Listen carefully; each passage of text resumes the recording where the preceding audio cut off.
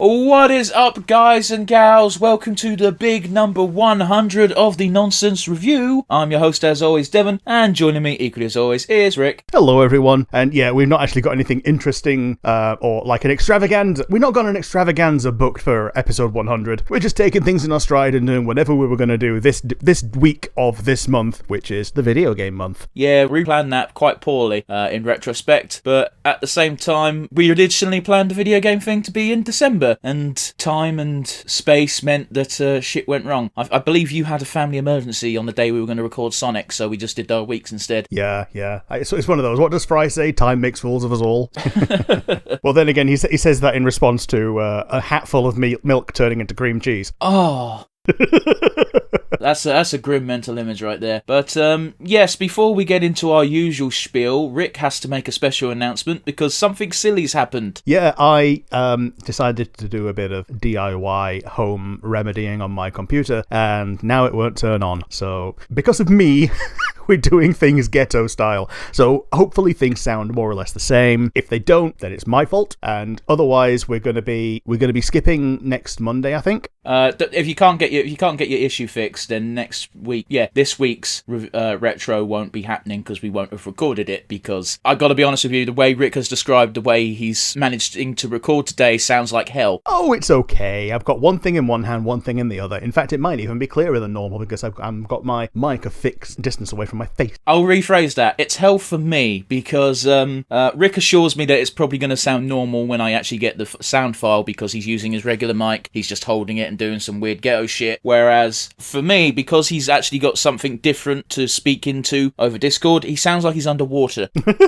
which I don't think will adequately pick up for the viewers because hopefully, that side of things, it's fine and it's normal. And us talking about this, everyone's going to be like, man, all I can think of is Kobo when she finds the voice changer and she goes to sound underwater and she's like, wait. Hello. I think I've seen her do that with Kiara because, what is it, Mama Kiara? Yeah, she does it when she's upset a lot of the times, or faking being upset to implant a crying warble into her voice. Or when she doesn't want to talk to someone. That's fair. The weird thing is, because I've only ever seen Kobo via fan animations and the occasional Kiara stream, she's only ever a really bad PNG or that specific chibi animation style. It's very hard to... She looks like a normal VTuber when on her channel, and I only discovered that like 2 days ago when I watched a clip of her, but just her. Except she's really small. Yeah, but you know what I mean though, right? Yeah. She's in the same style, obviously smaller, but in the same style. I don't think she's smaller than Gura though, is the thing. Yeah, I think because of her hair being little water spouts, she's actually taller than Gura. But yes, we've waffled a little bit, but that's fine. It's a special 100th episode. Waffling was expected. But yeah, we got nothing planned. Shit's a bit fucked on the recording end. We're just kind of gonna power through. So those of you who are unfamiliar with the podcast, welcome for the 100th episode. We've done this 100 times. Go back and watch some old ones, but not the really old ones. They were a bit shit. Hey, some of them were fine. I'm talking about like the first 3 episodes when we didn't know what the fuck we were doing. Oh, don't watch the first episode. I didn't know how to introduce myself. I wasn't expecting it. If you actually want to hear us talk about behind the scenes stuff and our favourite moments, you can actually go back a few retros ago, which came out in the Christmas week, where we look back at the first 2 years of the Nonsense Review. Weirdly, we focus on year 2, but we do dip into year 1 a little bit as well. Yeah, I think we even tell the story of not knowing how to intro the podcast in that podcast, so... Yeah. But yeah, those of you who are unfamiliar with this particular show, what we like to do before we review the main thing is, well, talk about our weeks and the goings-on in the wide universe. I have no idea if Rick has anything to talk about, so I'm going to throw it over to him. Alrighty. On a personal note, I've done a lot more this week than we have when we do normally. So just after we finished recording last week, we picked up a new car. It's the first electric car that we have in the family. It's not even a full electric, it's just a hybrid. But, you know, having a little plug-in thing where you can get free fuel from the grid for, well, not free, but a pittance compared to petrol is a nice new and novel concept. It also sounds like a spaceship when you drive it. Like you can if you've got good enough hearing and are, you know, under the age of 60, you can just hear these electric motors spinning up. It sounds like a goddamn spaceship. That's really interesting because I remember when electric cars first became a concept and a thing, I can't remember which brand specifically, but a German car manufacturer pumped out these electric cars. Cars. Oh god, they sound similar. They pumped out these electric cars, and they had to actually install this might be bollocks, by the way, this is a story I'm recalling from memory from about 20 odd years ago. They had to install... I do recall this, actually, that they installed... I won't steal your thunder. No, it's cool. They had to install something that basically simulated engine noise because the car was so quiet and it freaked people out. Yeah, it snuck up on people. The benefit of this is it does have a petrol engine as well, so once it goes either too fast for the electric motor, it'll kick both in, and both will do their best. It sounds really cool when you got the spaceship noise and then a vroom starts. I can imagine. It sounds like it's like a sound effect from like Cyberpunk or whatever. My brain was thinking pod racing. Yeah. It is like being in a pod racer, except you're safe because you're not in a wheelbarrow strapped to 2 jet engines. Yeah, dude, pod racing is ridiculous. Yeah. I think a lot of people like the 2 things to enjoy about the Phantom Menace is the lightsaber battles or the pod racing. Do you know what? There was a PS2 game which was Star Wars pod racing, and the story was set during the Clone Wars when Anakin was an adult, and Anakin got sent an anonymous letter which was clearly from Sebulba because he's the antagonist. Hey, come fucking defend your pod racing championship, bitch. And we're just supposed to believe that the Jedi Council, in the middle of a galactic civil war, just went, yeah, let's send one of our best generals just to dick around in this pod racing tourney. Yeah, especially since one of the tenets of the Jedi Council is to let go of fake ties that bind you, including things like holding a championship. Yeah, but that's bollocks though, isn't it? Oh, it's totally bollocks. Because Count Dooku was allowed to stay as a count, so he wasn't forced to get rid of his title. It's possible that he picked it up in more earnest after he left the Jedi Council, but still. But yeah, new car, new electric stuff. We're still learning things. The thing that really pisses me off is that you need an app to do almost everything. Yeah, that's just the nature of life nowadays. Yeah, so it takes the impetus away from the car designers in how to design a cockpit when everything's a big fucking touchscreen. They make it so it was meant to be so that it's meant to be all clean so that you don't have to have any buttons interrupting things, but people like buttons because the button does a thing and you can learn where that is and you can touch it without taking your eyes off the road to, I don't know, skip ahead a track or pick up the phone when you're being rung on a wireless hands-free. But yeah, other than car stuff, I finished Persona 5, finally. Started Fire Emblem, finally. Enjoying it so far. I'm not very far in because finishing it and starting happened yesterday. So I think now that you finished Persona 5 The Royal, I think we should do a retro. Yes, because we did an SMT in Persona Retro. Yeah, but that was also back in the day with the time constraint of an hour, so it was very limited. Yeah. I'm glad you picked that. You started playing Fire Emblem Engage. I'm quite a bit further than you are in that game. You were like chapter 4 the day of release, like before we did a recording. Well, yeah, but that's because I waited until midnight because the game... By the way, you have to wait until 1 minute past midnight because midnight still counts as the day before, which is stupid, but whatever.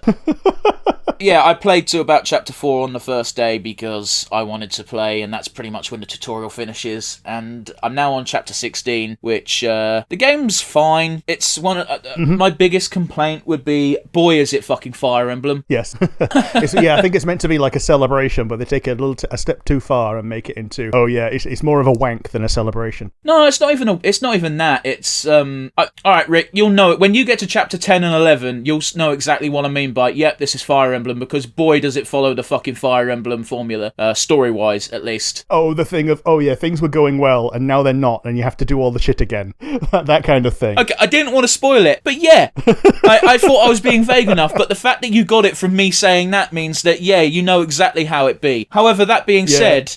After that moment, I then start liking the Engage system because of how they do it. Sure. Okay. Because early on, the Engage system is just it's fine, but they throw so much of it at you so quickly, and then they do the thing happens, and then it's like, oh, I am now having fun with this new system. Yeah. Incredibly minor spoiler for like the second battle. I was very happy to see Sigurd because he's not normally one that gets a lot of love in terms of previous lords. Yeah, because my only only exposure to Sigurd was from Heroes, and he comes off as a bit of a prick. He's not a prick. He's got a one-track mind, and it's being in love with his wife. Yeah, but in Heroes, they don't really show that aspect of him. They show him being a noble poncy prick. do you know what I mean? Like, they picked an element of his character, and apparently they picked the wrong fucking one. Yeah, they picked noble, not I love my wife. Yeah. He's also the first 5-star that I got, like, inundated with, like, out of nowhere. He's never been available as anything other than a 5-star in Heroes, and, like, for some reason I got, like, a +6. Hey, man, don't knock it. And yeah, he's a lot of fun. But yeah, other than Fire Emblem and... Very quickly on the Fire Emblem front before we move on, how do you feel about Clam and Fram? I like that they join early enough and are different enough. Like, it would really suck if they did the same thing. I would be so mad if they were your red and blue knight of this, or your red and green knight, sorry. Yeah, it would fit though, wouldn't it, considering the other geezer you get's Frederick? Yes. In fact, it would really fit, because he's the axe guy, so just having a spear one and a sword one would just be perfect for that triangle. However, you've got the sword, so having a mage and a war monk is a good trio to have things that are not just weapons. Yeah. So I think in terms of early game diversity, they're like the perfect additions early game. Absolutely, but I'll tell you this, Rick. I'll tell you this for free. I was really getting ready to hate them for their character tropes, and it took about one support conversation between the pair of them with one another and with the main character, and I was like, you guys are adorable, and if you die, I will be very upset. Thing in the outside world that I've seen is that there is a new Blood Souls style game coming out. Oh? It is called Wolong Fallen Dynasty. Oh, yeah, cool. I know this one because it's the fucking Koei one. It's the one set during Three Kingdoms. Yep, it's the Three Kingdoms Soulsborne. Yeah, they showed the first boss and it's fucking Lu Bu. Yeah.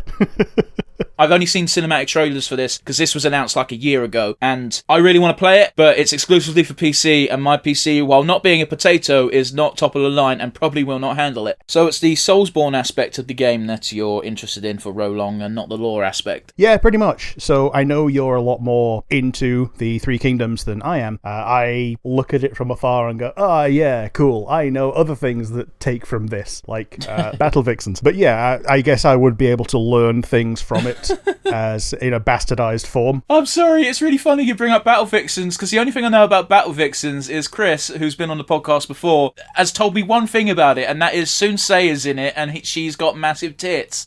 Oh yeah, she's Goku as well.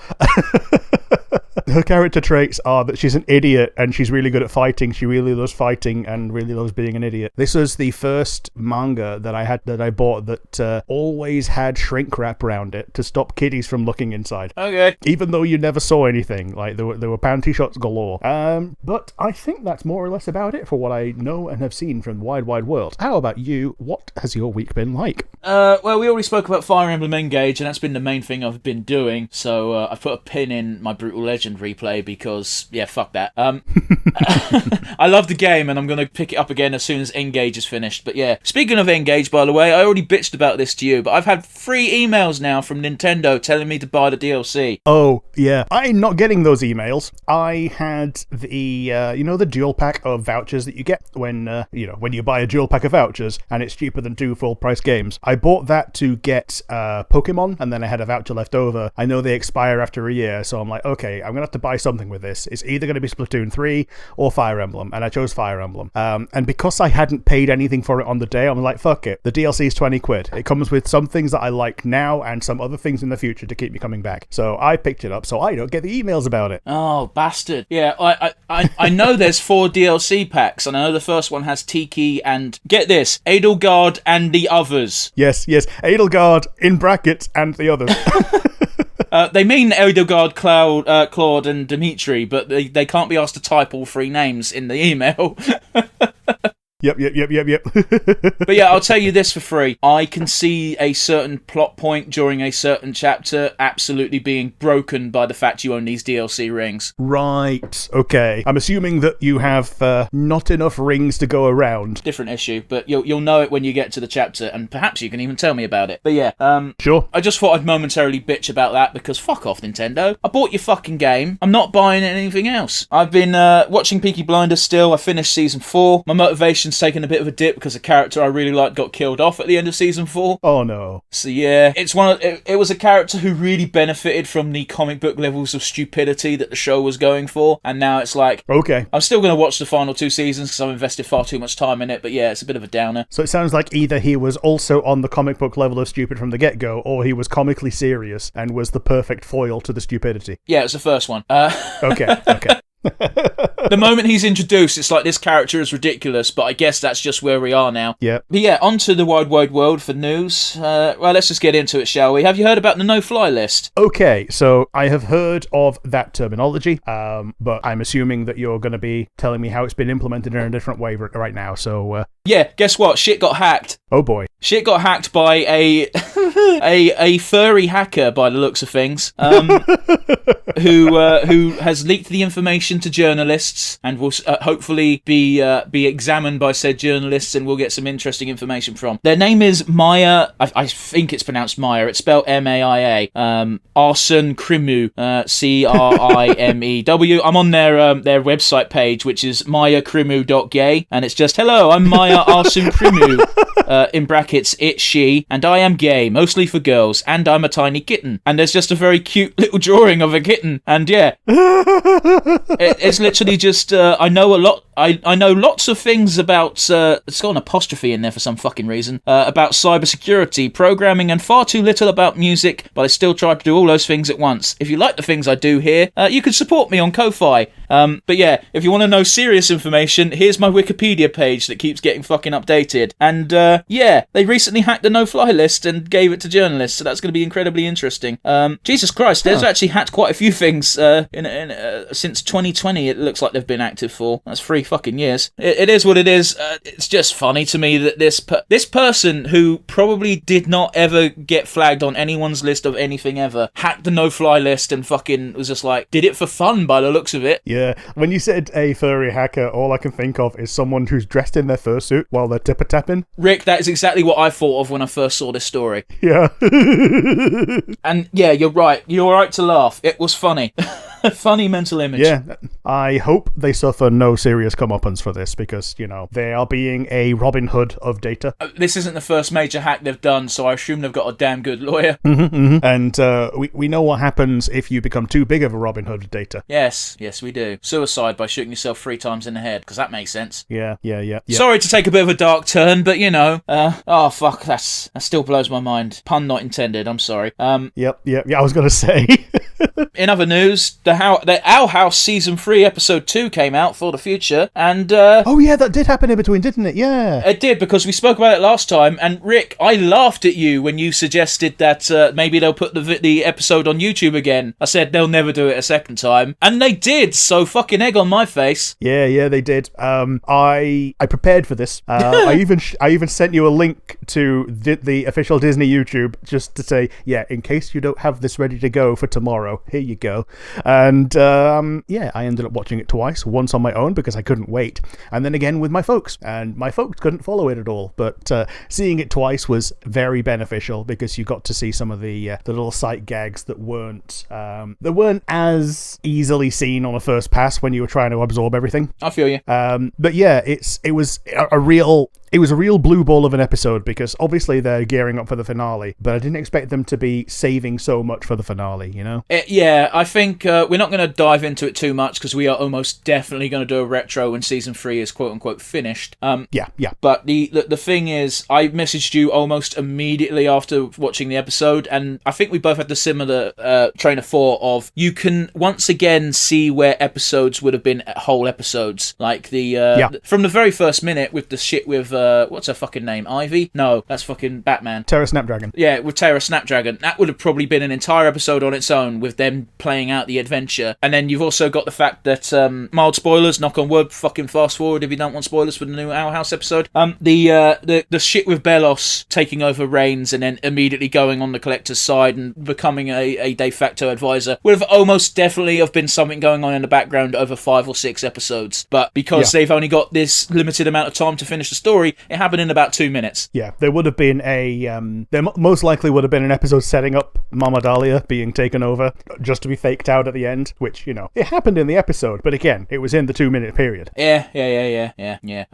But yeah, one fun thing to note very quickly, Rick, is when I typed this in my notes, I don't know why, but I typed amphibia, so that was a bit weird. I knew what I meant and I fixed it when I spoke, but for some reason I wrote down amphibia, season 3, episode 2. There's a brief period of going, why? Is it because you too have seen the Amphibia Owl House Chibiverse short? I haven't actually watched that yet. It's cute. There's no voice, but it's cute. Oh, that's a shame, but yeah, I guess it makes sense. Yeah, it's like 3 minutes. Yeah. Rick, have you heard of the Legend of the Titanic? Okay, so I have heard the stories about... I've heard a lot of stories about the Titanic. I don't know if this is exactly what you're asking me. No, I'm asking for a very specific thing called the Legend of the Titanic. Was it a NES game made in China? No, it was an animated movie that might have been made in Korea. Okay. In the modern day New York City, an old mouse named Connors tells his grandchildren the supposedly true story of the RMS Titanic after discouraging one of his grandchildren from playing with a shark whistle. Okay. Rick, I think we might have to do this film for the review if we could find a copy of it, because, it involves tricking a giant octopus to move an iceberg into the path of the Titanic. Well, now. And I don't know anything about the sinking. We've all watched Titanic. I'm pretty sure that didn't happen. But Rick, this film allegedly has both a sequel and then a cartoon TV series after the sequel. So I don't know how you do a sequel to the Titanic. Wasn't it actually just a Futurama episode? The Titanic 2 was a spaceship. You say it's a Futurama episode. There was that eccentric either Chinese or Japanese billionaire who said he was literally remaking the Titanic and calling it Titanic 2. But I don't believe it ever bore fruit. Yep, fair enough. But yeah, Rick, reading the description of this movie, it reads like when we found out the fucking 101 Dalmatians sequel existed. Ah, the Starlight Barking. I'm glad you remember the name, because I really fucking couldn't. Yeah, it lives rent-free in my head now.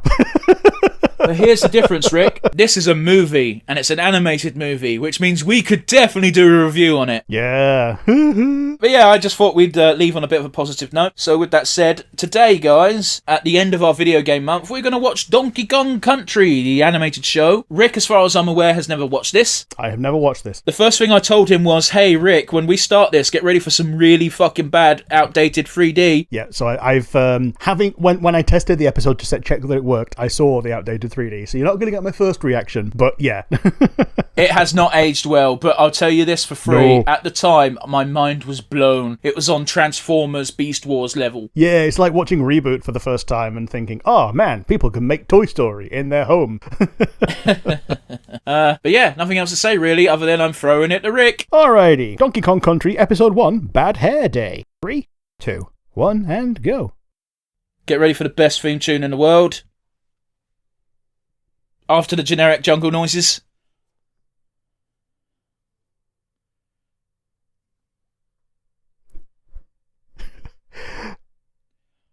Yeah. We got some dodgy eye motions going on.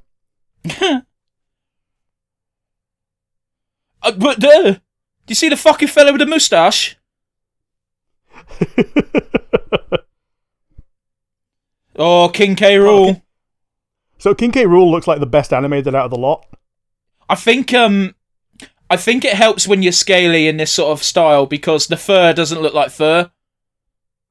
Yeah, I get you, because another one around the time was, I think it was Insectoids. And yeah, that also works better because they have, like, carapaces rather than fur. Yeah. Well, because it's not like Sully from Monsters, Inc., where every fucking strand of hair is animated individually, so it looks good. It's literally just a mesh put over a plastic skeleton. Yeah. In fact, there was a real progression of that in Pixar, from Sid's dog in the first movie just being a mesh to Andy's dog in the second game actually having individually animated hairs. Huh. Second movie, sorry, not second game, but still. I know what you meant.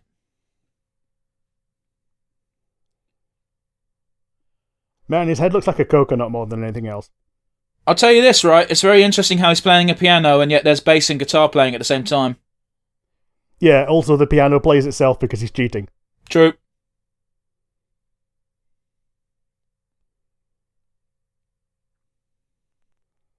I like when his eyes go little. That's fair. Hey, the crystal coconut. That's the MacGuffin for the entire series. Okay. So they start by owning it, and then I guess it just keeps going and coming and going. I believe it's the MacGuffin for K. Rool. Sure. The reason why K. Rool is a dick is because he's constantly trying to get it. Yeah, so it's what K. Rool wants.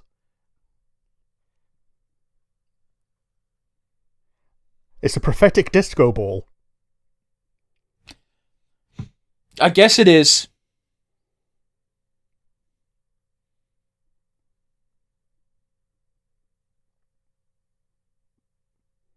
Is his tie painted onto his fur? I believe it is. Because so it's again, not actually a tie, it's just a marking. It is a tie in everything else. It's a painting in this because they can't 3D animate yet. You know what I mean? But it seems to be like specifically a marking rather than painted on, is what I mean. It's not a marking in anything else. It probably is a marking in this because again they couldn't be asked to animate it. Yeah, they didn't want to make an additional degree to the model of something that comes off the chest. I mean, case in point, I don't think fucking K. Rool's cape is moving. No, I think they're doing their best to not show it as well.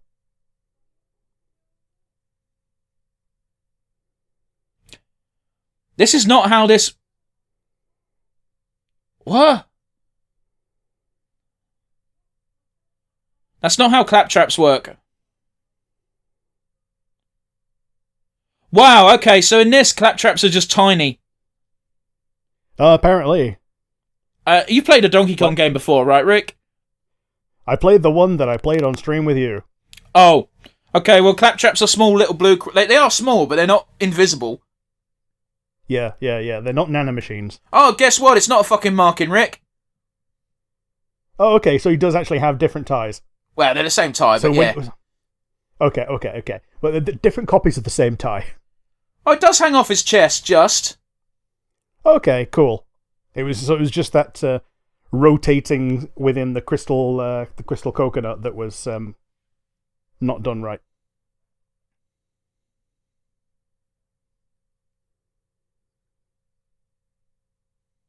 He looks so high. I'm getting that vibe. By the by, I'm 95% sure my timing might be slightly off, but I don't think it is. But the reason why Donkey Kong has that big fuck-off punch in Smash Bros. Is directly because of this animated series. Yeah, maybe. So the other thing is, because I've not played Donkey Kong games, I've not played the one that everyone likes, the one on the Nintendo 64, which was made by Rareware, but it was made by the younger and more inexperienced programmers at Rareware. And it was so buggy that they had to bundle in the expansion pack for the Nintendo 64 with it. It was extra RAM for the N64, so it could run for longer before it inevitably crashed. I was under the impression that the Donkey Kong Country 64 was actually slated as being awful because it was just Mario 64 but with a reskin. Kinda, but that's also what people wanted in those days. Yeah, no, I understand that. Like, pretty much every game was just Mario 64 again, but, you know, the one that everybody loved was Donkey Kong Country, the first one on the NES. Yeah, fair enough. But, between Mario 64, DK 64, and the two Banjo-Kazooies, those were what the universe came to expect from collectathons. They're like the gold standard of it. Yeah, here's the fundamental issue, Rick. I don't fucking like collectathons. Like, these days I can do without them, but back then they were like the pinnacle of 3D gaming. I'm saying that, but Spyro was a special place in my heart, and that was pretty much a collectathon. Yeah, totally. Do you know what really bothers me? He's Scottish. They're calling Diddy Kong an ape. Ah, yeah, and he's a chimpanzee. Isn't he a chimpanzee? He's not a chimpanzee, he has a tail. Oh yeah, he is just a monkey, ain't he? Yeah. Which means he can't possibly be related to the rest of the Kongs. Oh, yeah. Like, don't they actually make a point of that in, like, some of the game laws? I don't believe they do. Because I think pretty much everyone makes the fundamental mistake of Donkey Kong is a gorilla and Diddy Kong is a chimpanzee. However, again, to be an ape/chimpanzee, you have... There are great apes and there are apes. Every single ape, by definition, cannot have a tail. Okay. That is a defining... I didn't know that was the... Yeah, that was the line in the sand that was drawn. Orangutans, bonobos, chimpanzees, gorillas, and humans are apes. Because we're... What the fuck? Someone drawing fan service drawings in this. It looks like Disney Tarzan to a degree. A little bit. Oh, you look at the words, Rick. Gretty Mazdiff. No, it's literally someone was told, hey, fucking type some gibberish. They took it literally and just slammed their fucking hand on the keyboard. At least they put space bars in there. Yeah, I guess.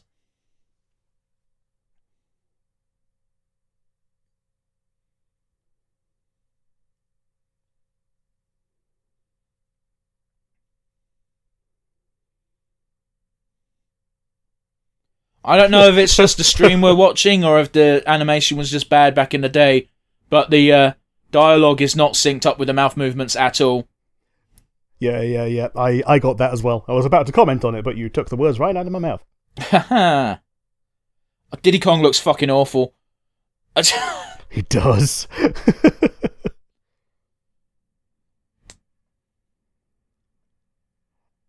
I like that. The gorilla my dreams.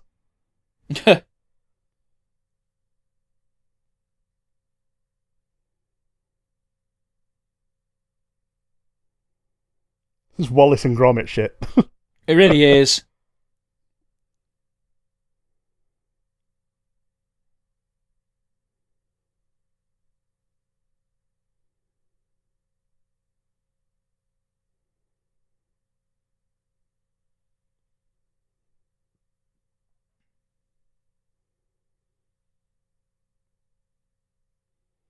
Yeah, she started talking before...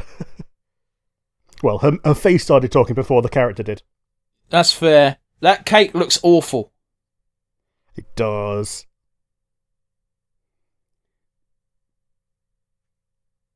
Oh. I knew that was coming.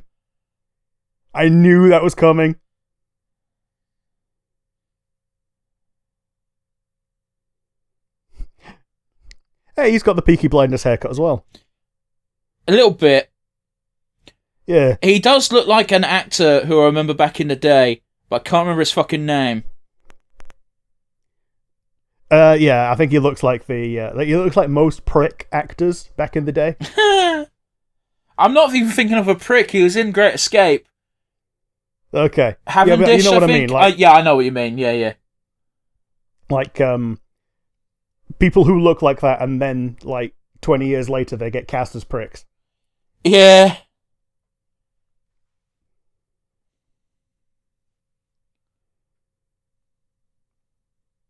Ugh.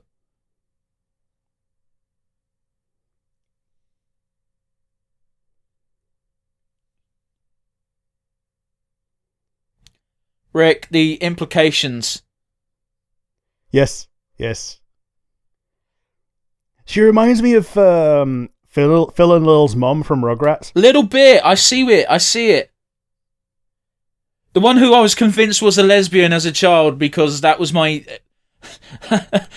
only fucking exposure to the term lesbian by an adult walking past while watching the Rugrats going, oh, she looks like a lesbian, despite clearly being married to a bloke and having kids with him. Yeah. In case you wanted a glimpse into my childhood and my rearing, guys, and why whenever I say I'm surprised I'm as tolerant as I am. Yes. I think actually that's a good one. Actually, we need to do in the future. You know, we do the ancient and moderns. I think we should do that for Rugrats at some point. I'm sorry, what? There's a new Rugrats? Yeah, it's 3D. No, Rick, no, you're breaking my heart. It's awful. Oh. Except, I think the main thing that's different is Grandpa's voice is different.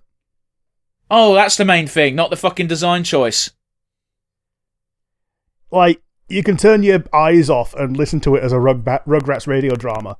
But if you do, then you're going to get thrown by Grandpa. Huh?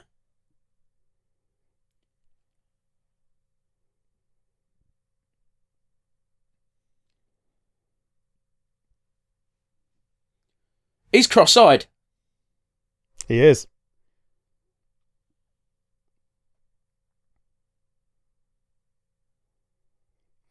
Here's the thing. Like, even today, people struggle to put decent smiles onto 3D models. It helps with the crude animation style that you can just contort a face into a real smile. Yeah, I get you.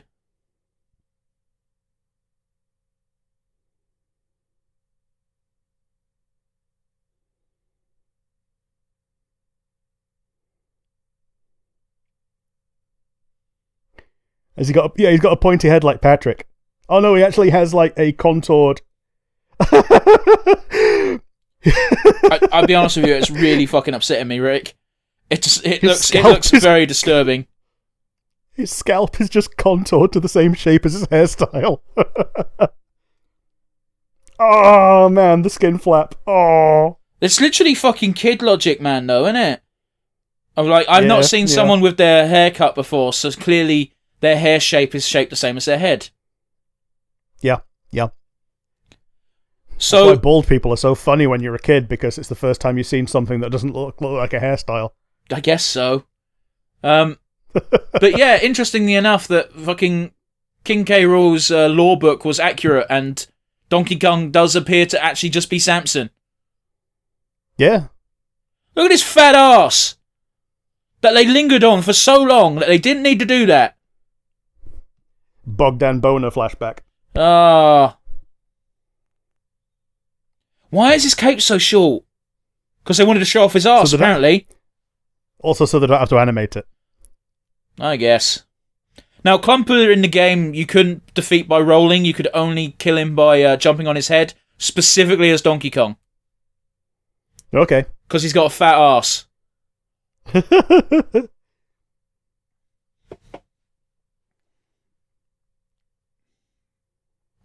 So apparently Banana Slammer is apparently the slogan of this show.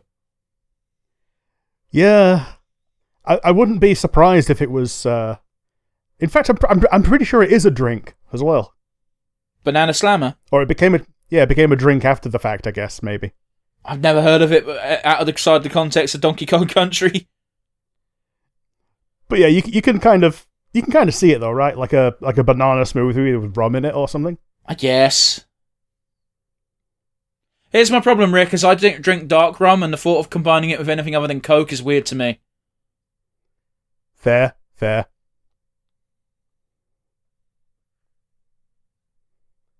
Man, my only exposure to dark rum is the time that a friend of mine, when we were very much under 18, bought it because it was cheaper than white rum, drank pretty much the entire bottle over the course of the evening, and then...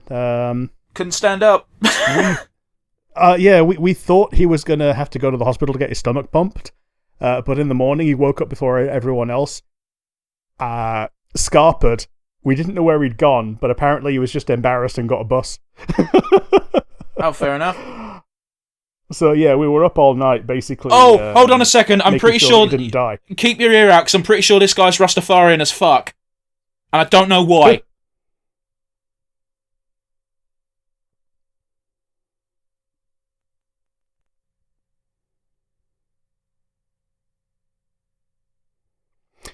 This is back in the day where it was okay to impersonate an accent like that. Yeah, I'm pretty sure that's a white dude doing a bad voice. And I'm going to feel really bad about myself if it turns out that, no, it was played by a legitimate Jamaican dude. But I fucking doubt it! Yeah. This is what, like 1989, early 90s? No, this was like 99, I feel like. 99, okay. Maybe I'm off. Hey, there's a real easy way to find out, and I can do it silently because my phone doesn't have a keyboard. Yeah.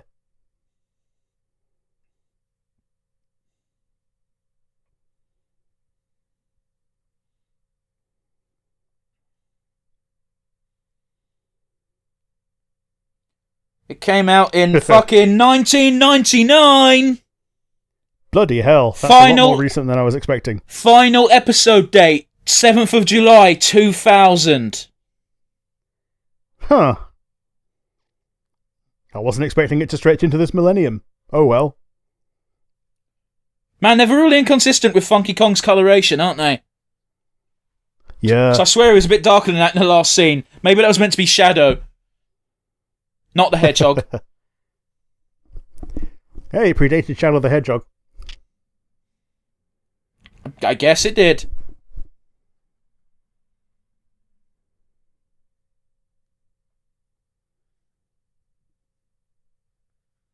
Oh no, I'm not gonna make the joke, but you heard it right, Rick. Yeah, Bluster didn't want to come. I forced him.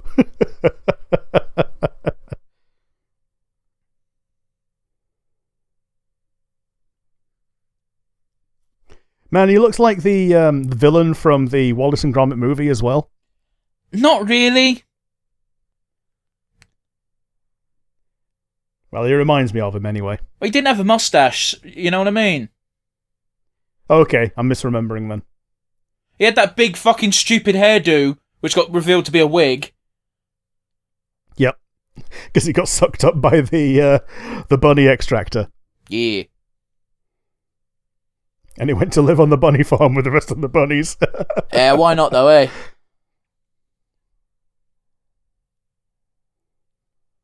Is Congo Bongo a bit racist? It wasn't intended to be. But maybe. Don't forget, Rare is a British company, so in theory this would have been a British show.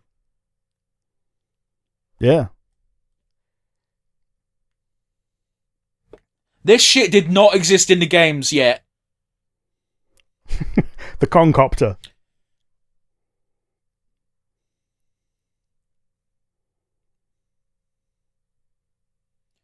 If they ever wanted to fly somewhere, they'd just use Diddy Kong's fucking flying helicopter hair. Yeah. Man, like, even the donkey rap, I only know it from, like, bits of it that I've heard in Smash Bros. Yeah, fair enough. Here's coconut guns. Wow, that is just... Why?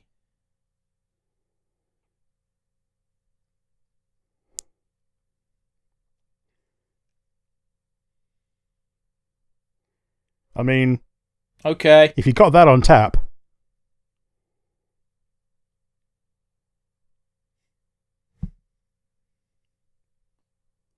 A sign from a sign place.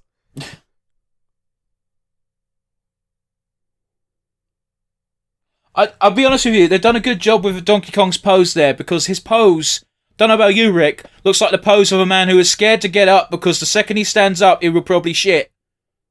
Yeah. Man, if only Bananas worked on real baldness. Okay, fair enough. This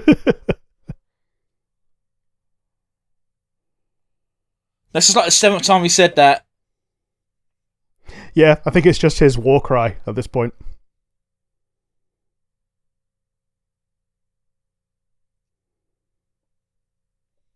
The fucking way off. What are you going to do this time? Does it, and then says, yeah, just this.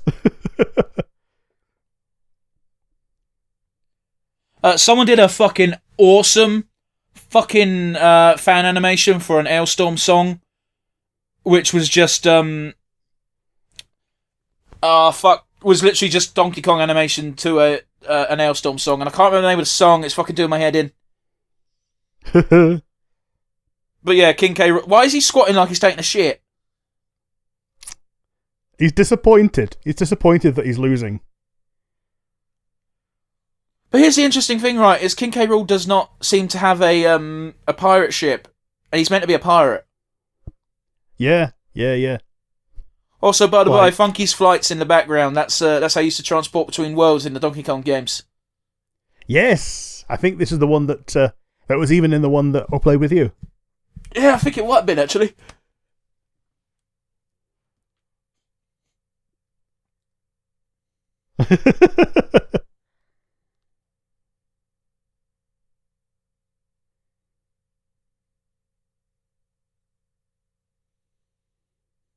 Open both the presents. Only one of them's going to explode. You know, hopefully. Maybe so.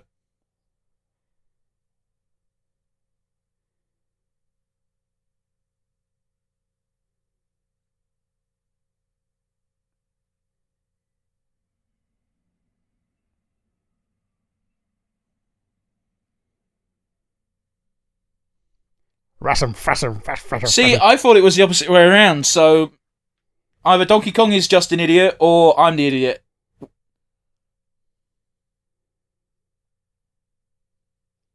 Hey! Yeah. It was Donkey Kong who was the idiot, not me. That's fucking terrifying. Yeah. That was legitimately upsetting. Oh, the head is still twitching as well. Well, guess what? Donkey Kong just got a new sex toy. Yeah, win-win. He's got the torso. Very weirdly enough, there was a person who worked on this called Maya that spelt the exact same way as that furry hacker. Yeah. Just odd coincidence. It's the only fucking name I could get because these credits are going by so fast! Yeah, there seems to be quite a lot... Oh, it's Canada is probably why it was... Wick Entertainment, not to be confused with Deke Entertainment. Apparently animated in Canada rather than Britain. I'm going to assume that it was actually originally voiced in French, and that is probably why the lip sync was so off. Maybe so, yeah. But yeah, that's the end of the very first episode of Donkey Kong Country, the animation. What did you think? It was a bit shit, but it was a bit of fun, so, you know, it comes out as a wash. I can understand why you would be mad for it when you were a kid. How about you? What do you think? I remember really liking this show as a kid. I don't remember watching this episode, and I've got to be honest with you, I wasn't very impressed with this episode either. However, I'm now a 30-year-old man and not the target audience by any stretch of the imagination. Yep. And unfortunately, we're going to be a bit negative about the animation because it's 22 years old, the animation. It's not 23 years old, the animation. It's not aged well. Yeah, it hasn't, and we've seen better things from before that. Like, Toy Story was like 5 years old at that point. That's not fair. That is not fucking fair. That is a Disney big fucking money production. This was made on a fucking shoestring, I bet, because Nintendo doesn't give a fuck. But yeah, like, other things had been made, like Reboot was pretty much the same kind of idea of starting in the mid-90s, doing CGI. I don't remember it being quite so deformed, but I actually think the deformities worked in favour of the comedy. Rick, sorry to burst your bubble, but I can't find anything called Insectoids, but I found something called Insectors. Insectors! It might have been that. Yeah, that's the one. It had 2 whole seasons and was originally French. I can't... I'm not going to click on an animation to watch it, but I've got to be honest with you, looking at the still image, it doesn't look much better, but at the same time, everything's just plain colour. They're not trying to make anything look like fur, so yeah, I could imagine this coming off as better. Yeah, I mean, that's what we said early on, that K. Rool looked great because he wasn't trying to be a fur. I didn't say he looked great, I said he looked better. Don't put words in my mouth. Okay. He looks better. I said he basically saying that he looks great in comparison to everything else. He looks the closest to his like game counterpart, I guess. or even slightly better because, you know, higher resolution animations. No, he doesn't look better because you got to bear in mind, granted the graphics weren't as good back in the NES day, but you also had really shit tellies. So the combination of the effect made him look fucking awesome. Yeah. The telly would blend things together on your behalf. It's why so many remakes of video games from that sort of era look shit, because a lot of people don't actually, not remake, but remaster. They're not actually remastering them, they're just upscaling the graphics, but the problem is the graphics were made intentionally worse than they could manage at the time, because the effect of the old school shit televisions would make it look perfect. Yeah, like even Sonic 1, the waterfalls were like staggered and really pixelated, but the idea was if you put it on a CRT TV, it would blend it together and make it look like a transparent waterfall. Yeah, pretty much, man. My go-to go-to example was actually, I was thinking of FF7 with the sprite portraits. But yeah. Yeah, that's a good one, yeah. People have updated those and they look awful because they've got gaps in them because, you know. Yeah. Dracula in Castlevania is another shining example. His eye is red. The red in his eye is just one single red pixel, but when you diffuse it through a CRT, it's like it just fills the rest of his face, but like diffused out, and it looks like he actually does have a glowing eye rather than a pixel. Yeah, man, yeah. Boy, what a fucking trip we just went on. But yeah, we should probably just wind down properly, shouldn't we, Rick? Yeah. So with that in mind, do you have a favourite moment? I think when Cranky had his deployable bar, when people had left his room and he's like, fuck it, I'm having a drink. I didn't even catch that moment. I must have been talking about something over it. It might not have been what he was meant to be doing. Like, I think he was like using the crystal ball, but it did just look like it was a bar that he just deployed from the sky and from the ceiling. It really encapsulates the character in that, yeah, he knows things, but he doesn't fucking leave his house because he doesn't have to. Like, dude, that's literally a core thing in every single game he shows up in. Yeah. How about you? What was your favourite moment? I didn't really have one. Nothing really stood out to me. It wasn't good. I'm sorry. I wanted to be up high on this show, but unfortunately I'm down low. So on that pleasant note, Rick, do you have a weakest link? My weakest link is the syncing. I don't think it's as fair to rag on the animation, but they did something with the lip flaps and they could have synced it a lot better. Even if it was originally done for French, they could have, looked at the animation when they were dubbing it. Okay, here's the one saving grace of that is I don't know if that was original or if that's just the stream we're watching had a poor rip. It's possible because it was so prevalent throughout the entire show that it's possible that it was literally like a third of a second off the entire time. True. Or maybe like 2 whole seconds was what it felt like. But yeah, how about you? What was your weakest link? You're right, it's unfair to rag on the animation, but I'm not going to rag on the animation specifically. It's a product of its time, but the art style, I think this would have been better as a 2D cartoon than a 3D animation, but I'm willing to bet that they went 3D because 1, that's what games were doing now at this point in 2000, and 2, it was probably quicker. It was quicker, but not cheaper. So it was probably the kind of thing that, yeah, they could put a lot of money into it, especially if they had a lot of investment from it. Like, Nintendo, I think, hadn't made cartoon or like any old series for quite some time by that point, so... Oh, I don't know. I think Mario and that might have been the mid-90s. But mid-90s at the latest. And that would have been that would have been only 5 years, Rick. Yeah, but that's a long time in that period of video games where everything pretty much had to keep the finger on the pulse of the bleeding edge to like stay relevant. Like this was like late N64 era because that came out in like 97 or something. Super Mario World came out in 91. That appears to be the last Nintendo-based cartoon. So yeah, it's like nearly 10 years in between. It's got it listed as 1997 to 2000, so development would have started in 97. Sure. But yeah, this is a very weird show. It is, yeah. This came out a year after, same year as Sonic Underground. Oh my. Sonic Underground came out in 1999, which was also made by fucking France. What is it with France and shit video game cartoons? Don't answer that. I think there is actually a reason that the government gave subsidies to art made in France. Germany has the same thing for films, which is why so many shit films are made in Germany. That's not nice, but fair enough. Like, your company can get a big old tax break if you donate some of your profits to a movie. And if the movie does badly, then you basically get a refund on your tax. And if the movie does well, then you get to keep the profits. Okay. Uwe Boll, who is a notoriously bad director of bad video game movies, makes all of his movies in Germany. Okay, that makes sense. But yeah, well, that's probably good. It might be an interesting discussion one day for a retro, because this episode's getting long in the tooth considering we were on fucking Donkey Kong and it was a 20-minute show. Yeah, Rick, let's wrap things up with who is your MVP? You can't have a show without a villain. I'm giving it to King K. Rool, mostly because he was better animated than anyone else. It's a very low fucking bar. Yeah, but also, like, he was fun to watch as well. But yeah, how about you? Who was your MVP? I'm going to give it to Cranky Kong because I feel like he was the most true to his video game counterpart. Yeah, you can't have Expedition without the Expedition guy. So, yeah, he did his role pretty well. And you even said it yourself, like, he's willing to do anything so long as he doesn't have to leave his house, which, is a very core tenet of Cranky Kong in general. At the end of the first game, he shit-talks you at the end of the game by saying, I could have done this entire game in one life and I would have gotten all the secrets. Yeah.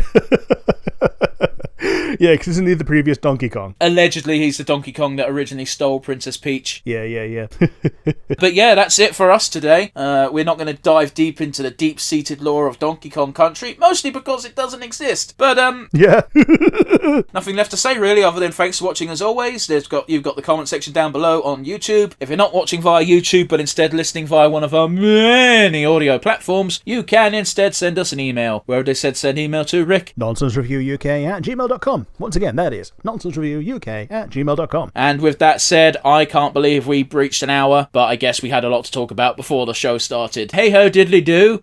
If you've made it this far, thank you for bearing with us. And yeah, join us next week where we're watching Who Fucking Knows? It might be an episode in hand because Rick's got troubles. Yeah. See you later, everyone. Bye bye.